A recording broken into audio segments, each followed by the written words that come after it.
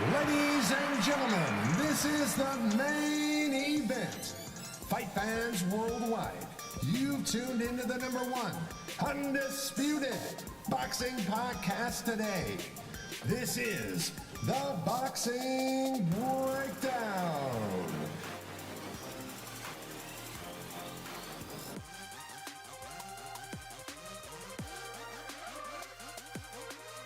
Now, your heavy-handed, hard-hitting host, Mark Roxy.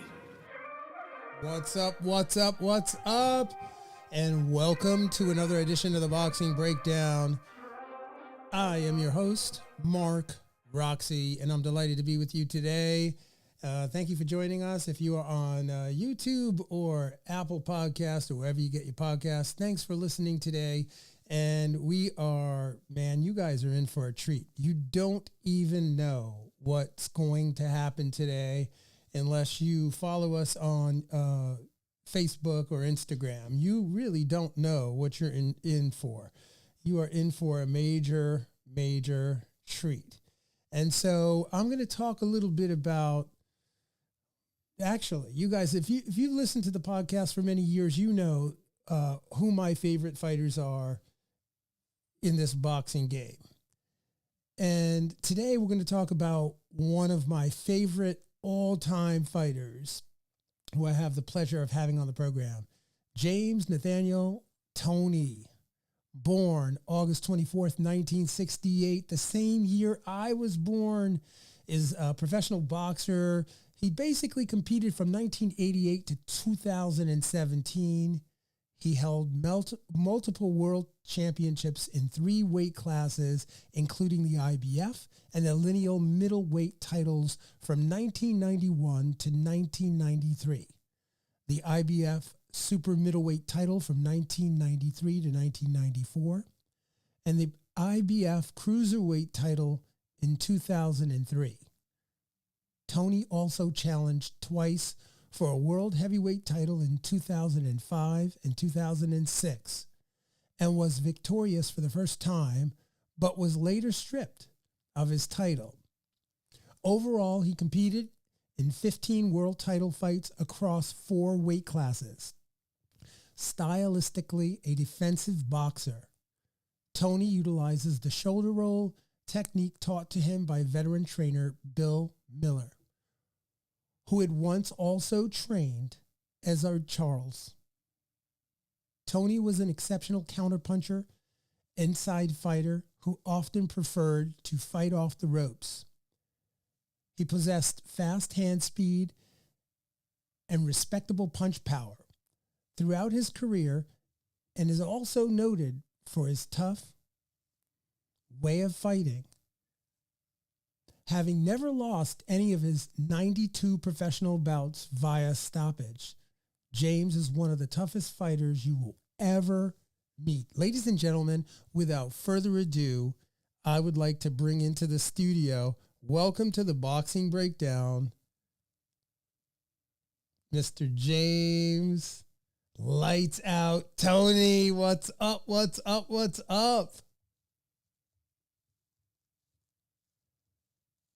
Where you at? Hold on. Where you at, James? I seem to have lost your audio. Give me 1 second, man. After that intro, I wanted you to come in and knock someone out for me. But let me see if I can get you back on here.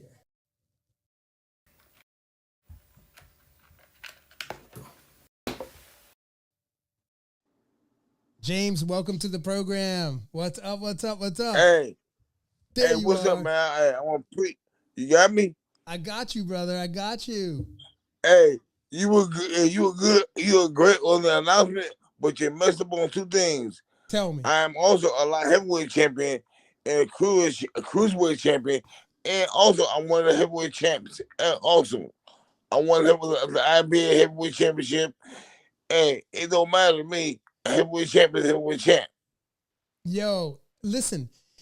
I just want everybody who's listening to the program right now to know something about James Lights Out Toney. If you had to research Toney, it would take you literally a month to research everything that he did. I only read, so I prepared like 5 paragraphs. I only read 2 of them. And I didn't even get to the good part, the part you just told me, which is, I could go on and on about your career. People, and you know what else about what I wrote here? I wrote something else. You were a defensive fighter, but people don't understand what kind of power you actually had in your punching. And there's another thing about it. I mean, I could go on and on. You also had, on your left side of your body, you had one of the most intelligent left side punch combination. I mean, the way that you work the left side is what gave you the right side. And if you really study, folks, if you guys really study his films, you're going to see what I'm talking about. That left side was so educated that it opened up the right side all day long. So anyway, we can go on and on. How are you? Tell the fans of the Boxing Breakdown how you're doing. Oh, I'm doing very well. I mean, I'm so blessed, man. I have a beautiful family. My after career is going great. I'm doing a documentary. I'm doing TV shows. I have all my products coming out. So everything's going great. I'm having fun. I'm enjoying myself for the first time in my life. And I'm just love kicking back, laying back, and relaxing, having Yes. fun, and watch you do your thing. Oh man, listen, me doing my thing pales to you doing me watching you do your thing for all the years. And also, I haven't seen you since we were in Atlantic City. And listen, guys, when I tried to get close to James Toney to have a conversation with him, you have to understand there was a line of people waiting to get your autograph. And I just stood back and I was like, oh man, like, am I ever going to get a chance to talk to you? And, I know that God had a blessing for me waiting so I could have you on the podcast. That's why we didn't talk. Hey, but you know what? All the people in Atlantic City, I was so thankful for them to even come see me. You know what I'm saying? I was blessed, and then to meet you was also a blessing. And hey, I would love to, like I said, we asked me to come on your show. Anytime, Mark. Anytime, I got you. Oh Call me. man, I We'll love make you it so happen. much. So congratulations on your Atlantic City Boxing Hall of Fame induction. That was a spectacular weekend. You were on fire. Your speech was on fire, and the crowd went nuts when you came up. Hey, you know what? That's why I do it for the fans, because work for the fans in boxing when I was fighting. Is there would be no James Toney. You know what I'm No. saying? So I think I'm real thankful for the fans. I'm very, very thankful for the fans and for the so-called reporters out there. You know what I'm saying? But I had fun. Last year was great. I haven't been there in 20 years, man. I had not been in the last time I was in that hotel where I fought Murky Sosa there in 1991, and Wow. that was a long time ago. Wow. That's unbelievable. So you hadn't been in Atlantic City since 1991. Yep. Wow. That's, I mean, that, 'Cause to, look, before that, I was fighting there every 2 weeks. You know what I'm saying? yeah. But then, as the more and more, exposure I got, and then everybody wanted to see me fight in the West Coast and see what I had, see if I was the real deal. Hey, I like, let's go. Wow. Listen, for those of you listening in today, do you guys understand that James Toney's record is 77, 10-3 with 47 big wins coming by way of knockout. He maintained a 51.9% KO ratio, lights out, baby, from 1988. Right? Can you believe that? I mean, that to me, that's incredible. What do you attribute your long career? Because I mean, some people say it was short. Certainly was short for me because I could still watch you box now. But what was that like? Tell me about your career. You know what? I turned pro October 26th, 1988. Mm, And in Mount Pleasant, Michigan. As a matter of fact, you know who made the pro debut with me was Tommy the Duke Morrison. Oh, wow. Yeah, we turned pro in the same car with the same promoter for a little bit, and then I fought again December 3rd. I just wanted to fight. You know, I want to be the best. I watched all the old school films of Ray Robinson, Elder Childs, Archie Moore, Rocky Marciano, Jake Yes. LaMotta, all these great fighters. I wanted to be like them and better. And then I saw Tom. Then I met Tommy Harris and saw him fight. Fell in love with the game even more. And then I saw Marvin Hagler and the Hagler Hearns fight. That was the one that really turned me on. So I Wow. want to be like them too. They were both two of the best fights ever. You know what I'm saying? And I want to be like them. So I have my mind on go all the time. Wow. I mean, that's incredible that they inspired you like that because you inspired a generation of fighters. I mean, so first of all, there are fighters that I've talked to, trainers, people that I've come across. Whenever we talk boxing, we talk the greatest. You come up not only as a defensive fighter, which we'll get into, but just as a professional boxer. You entertained and delighted fans for so many years that I just you know I can't say enough about your fighting style. Who gave you that style? Well, you know what? At first, I was just I was just trying to knock everybody out. You know what I'm saying? And as an amateur, I was 31-2 with 29 knockouts. Wow. But then when I turned pro and I started training, then I met Bill Miller. Bill Miller, who trained as a child, trained with Ray Robinson, trained Tommy Hearns. He even trained Emmanuel Stewart. You know what I'm saying? Yes. I got with him, and I started studying his catalog of fighters he had. And he told me, "You be better than me. You gonna do all of this. I'm gonna have you do everything." And at Mm. first, it was crazy. It was hard at first. But then once I got into my mind, got into my spirit, I was going. I was trying. Everybody think I was just a digital fighter. My main goal was to knock you out, but Yes. or beat you up. But as long as you take it, I can just dish it out. Well, you That's the did. main thing.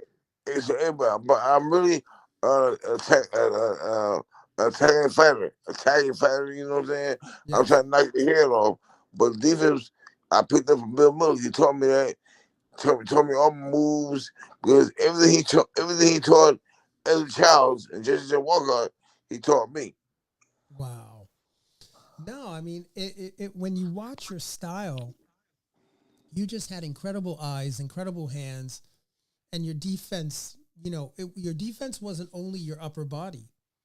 Your defense was also your footwork. When I look at your footwork, there's an incredible amount of detail to how you use your feet in relationship to your defense and your counterpunching. I mean, it all was based. I watch you set your feet to the right line, and then you execute the defense. You pull the guy in, and then you get him. Talk to us about what goes through your head when you're setting up a guy. Walk us through that. Well, at first, when I first worked on that with Bill Miller, it was a lot of ass whoopings that I took.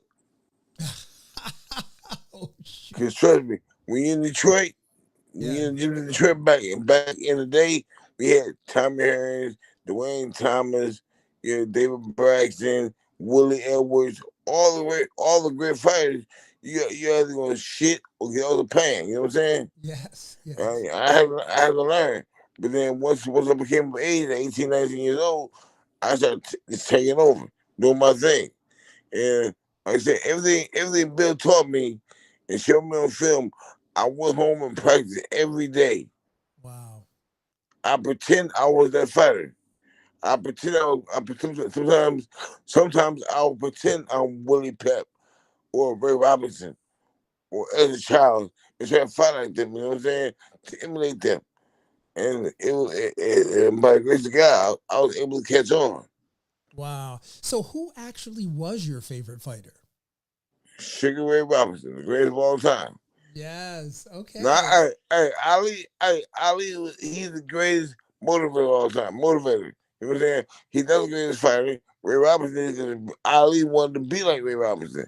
Everybody keep on forgetting that. Wow, that's amazing. I mean, listen, folks. Did you hear what James Lights Out Toney just said? His favorite fighter.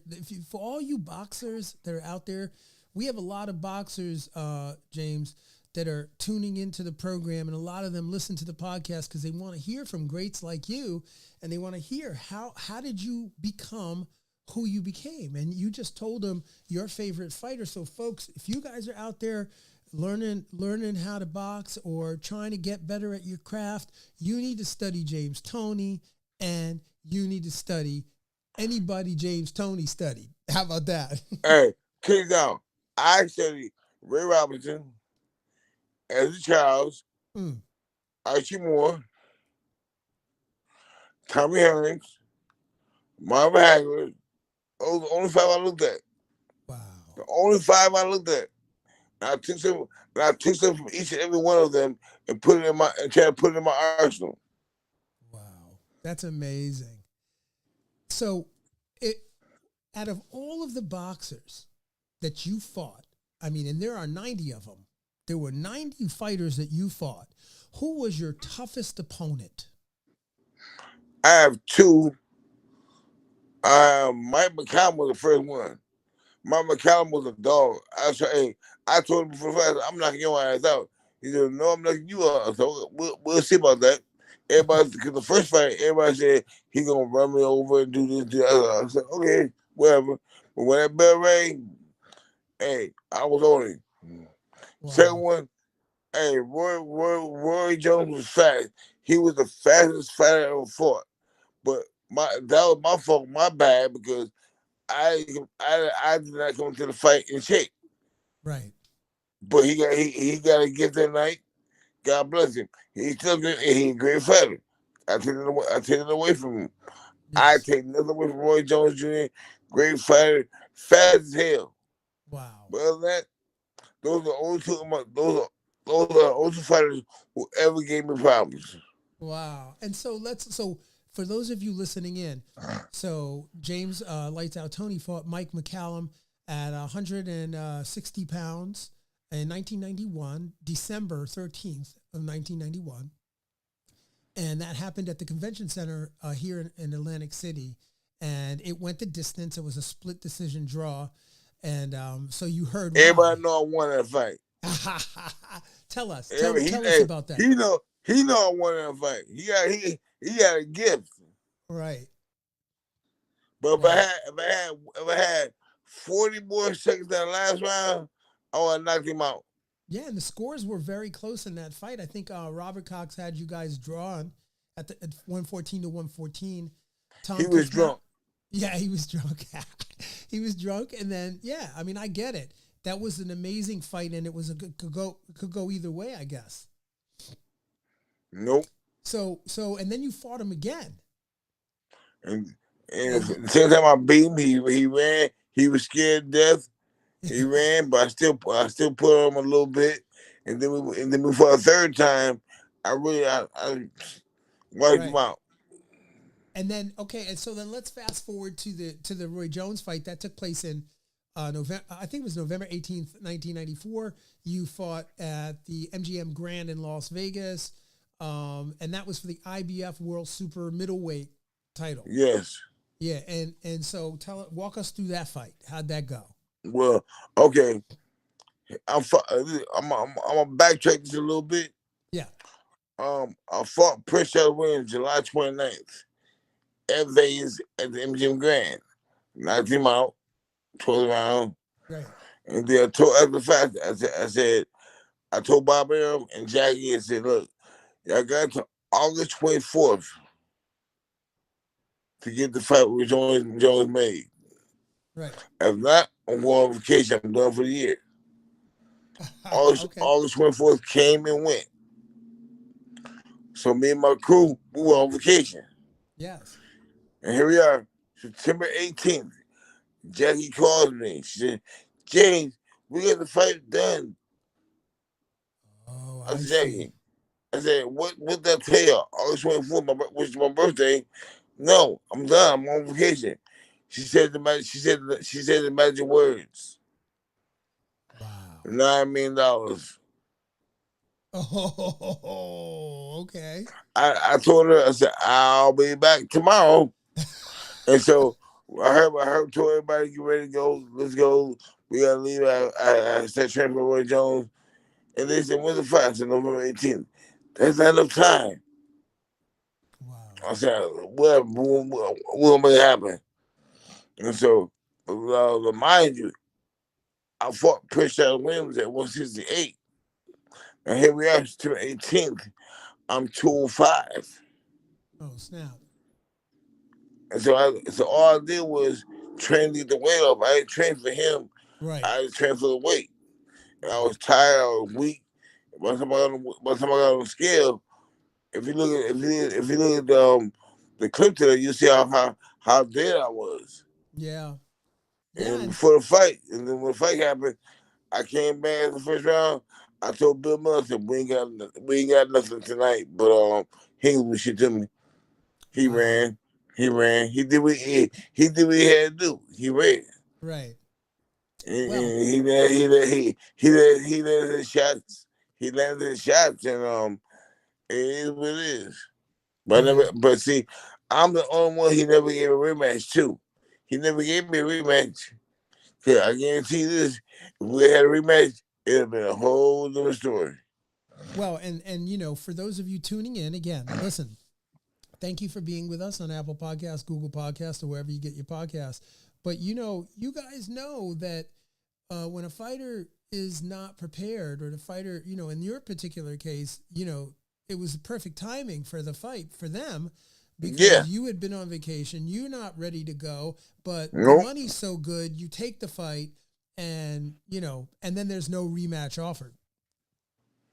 Right. Yeah. I mean, had there been a rematch offered, what would have happened? Different story. It was lights out, baby, all day. Exactly. Yeah. So, and I believe that to be the case. I believe that to be the case because James Toney out of shape doesn't do what James Toney does when James Toney's in shape, for sure. No. And you know So, what? yeah. Like I said, I blame nobody. Everybody thought I blame Jackie. I take the total blame for that because I should have known better. Right. I should have waited till the new year, and then from then it'll be a different story. Y'all would have heard of Roy Jones again. But hey, it is what it is.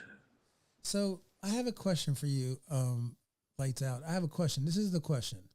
So when I've talked to a couple of people that used to watch you spar, and I just need to either know if this is the truth or if this is a myth about your greatness, right? So I heard somebody say, yo, James Toney will walk in the gym, no warm up, nothing. He comes in the gym, combat boots, probably work boots. He comes right on in the gym, takes his stuff off, goes right in the ring, no headgear, boxes. Is that how you go? Hey, I used to do it all the time. Wow. Especially if somebody called me out. Yo. That's so that myth is not a myth. That's in fact No, man, truth. hey, look, when I boxed Danny Green, the light heavyweight champion at the time, Yeah. I was at home and Freddie called me. Freddie called me like at 11 o'clock in the morning. I had been out all night partying, doing what I do, Right. and we here in LA, so you know how wild it gets. And so he said somebody out here and call you out. They want to see you. I said, who is it? He said, oh, he's a champion. Oh, excuse me. I said, what's his name? He said, Danny Green. I said, I'll be here in 30 minutes. So me and the crew got going. I Wow. came to the gym and said, oh, you want to see me, son? He said, come on, you ain't what you supposed to be. You ain't tough. I said, okay. I said, get my shit. Excuse me. Oh, Get my stuff. And I put my gloves on, and everybody, if you watch the film, you see what I did to him. wow. Wow. I No, destroyed him. how And did I messed. I messed up his pride. And he was from Australia. I said, was it worth you coming from Australia to get this ass whooping? Wow. Was it worth it? That's amazing. So what about hey James, what about your chin? There's been a lot of talk over the years, over the many, many years of you fighting. People said, man, you cannot sleep James Lights Out Toney. Oh no. What is that about? That's not happening because I was born to fight. Everybody else was taught to fight. That's the difference between me and everybody else. You know what I'm saying? I can fight, and I do a lot of neck exercises, and I just been blessed. Period. Blessed. God gave me a strong chin. Yo, 77. No, well, forget 77. 90 professional boxing matches, folks, and never was put out. Nope. Never. That is so impressive, man. Never. Yeah, that I mean, it's just like I said, I could go on and on about that. Just that alone, because most fighters could, first of all, to have a career of 90 professional fights, how many fighters get that far in the boxing game? Like, really? And look, you look like this. My first 2 years in the sport, I had 25 pro fights. Wow. I fought twice a month for 2 years. Amazing. Check my record. True story. I'm looking at it. I'm looking at your record right now. It's factual. It's factual. All right, let's go to your pro debut. This is for the fans, right? Because I know I already looked at it. Like in your pro debut in 1988, you fought in October. You fought again in November. You fought again in January. You fought again in January. You fought in February. Yo, I mean, that's crazy. Boxers don't do that anymore. And look, I wanted it. Everybody say you want to break. A break for what? Amazing. Even when I became world champion, I kept my pace up. I fought a title fight, and then I fought another title fight. I fought a title fight, and then another non-title fight. I stayed busy. Wow. I win the championship, and I was making great money. I still wanted to fight. Right. Because I love to fight. I just love to fight. You got to love to fight to do this. Like I said, hey, it is what it is. It is what it is. And you definitely, they have you as the top, they have you listed as in the top 5 most defensively skilled fighters in the history of boxing. I should be number 1 the reason why is because I not only do defensive moves, but I make offensive movements awful. Yeah. And a lot of fighters don't do that. They run up out of there. I stay in the pocket. I stay in front of you, you will hit me. No, you actually pull them into the pocket. You pull them to you. You pull them into the fight. And it's so, folks, if you haven't watched James Lights Out Toney's fights, go on YouTube. Go watch the film. It'll show you what I do and how I do it. I promise you, you'll see the best fighter in the world, period. Yeah. No, I agree. I think that, it's easy to say top 5 fighters. I get that. Because then you're not really going to have to argue with too many people. But yeah, arguably the best defensive fighter in the history of the boxing. No doubt. That's no doubt right there. Yeah. Look, who stands in front of you? I stand in front of you and you can't hit me. Mm-hmm. Yep. Everybody else, they run up out of there. I stay in the pocket and deflect your punches and make you miss and then tear your ass and then try to tear your hair off your shoulders. Yeah. That's me. What was your favorite punch? I'm gonna say the right cross. What about the left hook? Oh, that's a close second. Yeah, I mean, But a lot of my number two punch is my uppercut. My uppercut overhead right combination. My uppercut overhead right left hook combination. That's my favorite shots. wow, that's amazing. Listen, Hey, I learned that combination from Ezra Charles. from who? From Ezra Eddie Charles? Charles. Really? Yes. Wow, that's amazing. So, folks, study Ezra Charles. Get him on. Get him Definitely. on.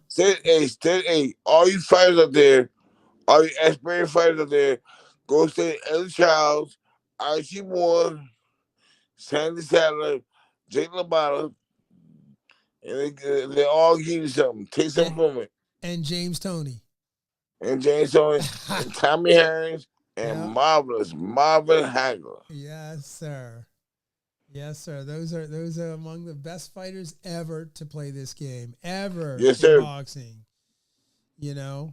So, all right. So I have to ask you this question. Tank Davis versus Ryan Garcia. What do you think? What you want to ask me? I'm asking you who you think wins that fight. Javante You, Davis? you already know. You already know who gonna win that fight. It's not gonna be Garcia. He gonna get destroyed. You know what? Ryan's an alright fighter, but you know what? He should have had tougher competition like I did. Yeah. All these fighters need all these young fighters. They need a stiff competition to prove themselves. Yes. Now they just get title fights, no matter what. Right. Yep. Okay. Well, you heard it right there. You guys heard the prediction. So, I tend to agree with that prediction. Very, very accurate prediction there. Who was your favorite coach that you ever worked with? Bill Miller, Bill Miller. because he was so knowledgeable. He gave me so much knowledge. And the guy, everybody talk about Bill Clinton had the largest film collection. This man right here, he had every film of just about every fighter from the old school days. Wow. That's amazing.